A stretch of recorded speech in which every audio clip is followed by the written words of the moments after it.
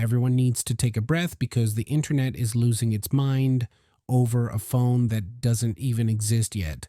The iPhone 18, specifically, the dynamic island drama. You've probably seen the renders.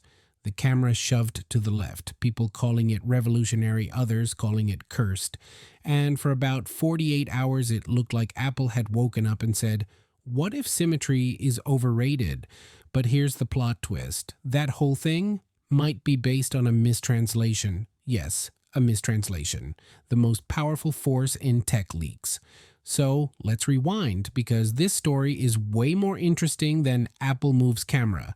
Internet screams. It all started when FPT dropped a video showing renders of the iPhone 18 with the dynamic island basically evicted from the center and relocated to the left side of the display. And visually, I won't lie, it looked kind of cool in a sci-fi way. Very Apple discovered chocolate for the first time and now everything's different. Except it was wrong. According to a Chinese leaker known as Instant Digital, who immediately jumped in after that video went viral, the leak everyone ran with was misinterpreted. The original report didn't say the entire camera system was moving left. It said the infrared camera was moving left. Very different sentence, very different phone. And that detail changes everything, because what Apple is actually doing, according to multiple sources lining up now, is shrinking the dynamic island, not abandoning it. And they're doing it in a very Apple way. Here's how this really works. Right now, Face ID is a whole squad of components jammed together at the top of your phone. You've got the selfie camera, the dot projector, and the infrared camera sitting extremely close to each other. If you've ever seen tear-down photos, they're basically shoulder to shoulder like people crammed into an elevator.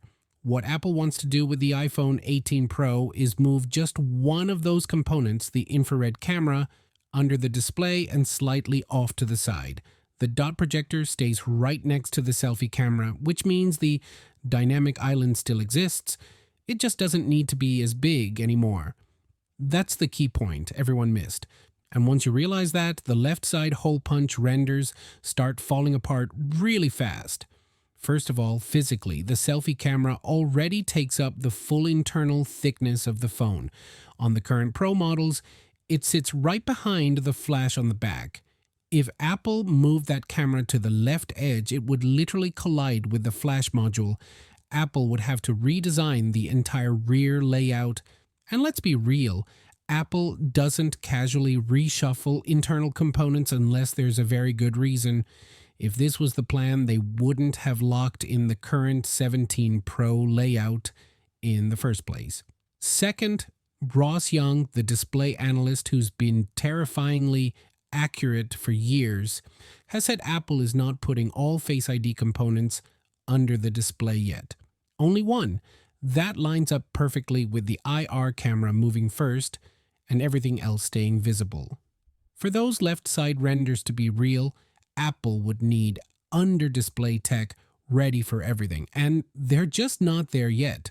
Third, and this one is more emotional than technical, Apple does not want their phones looking like Android phones from 2021.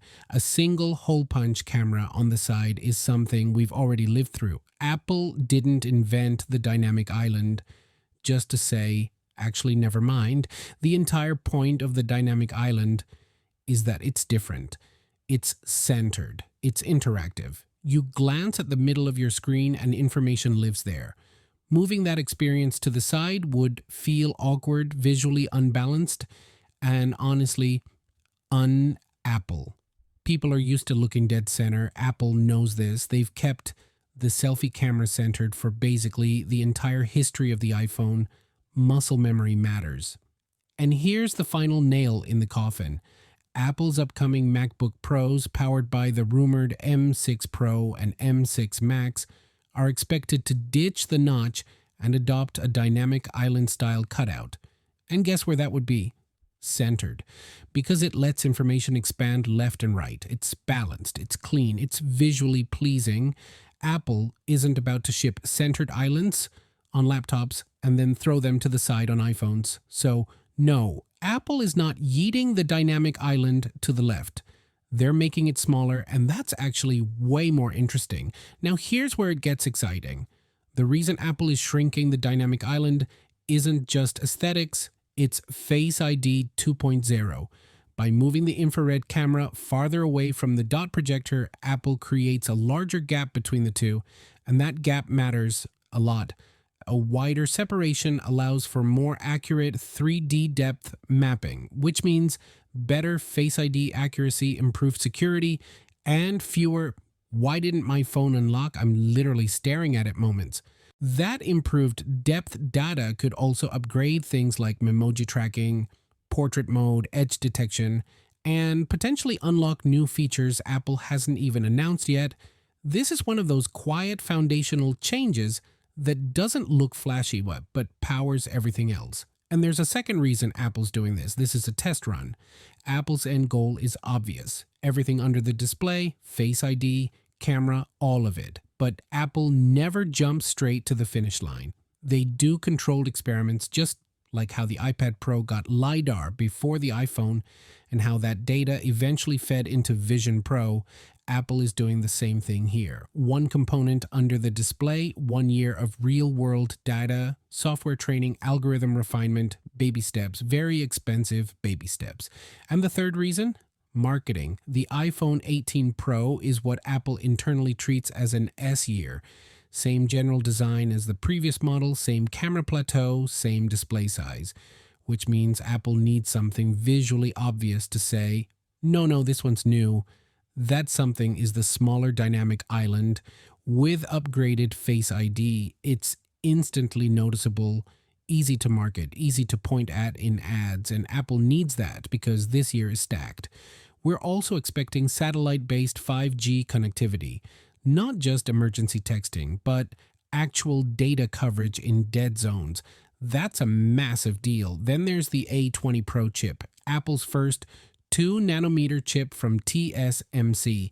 Huge efficiency gains, potentially more CPU and GPU cores for the first time in years. This thing could be absurdly powerful.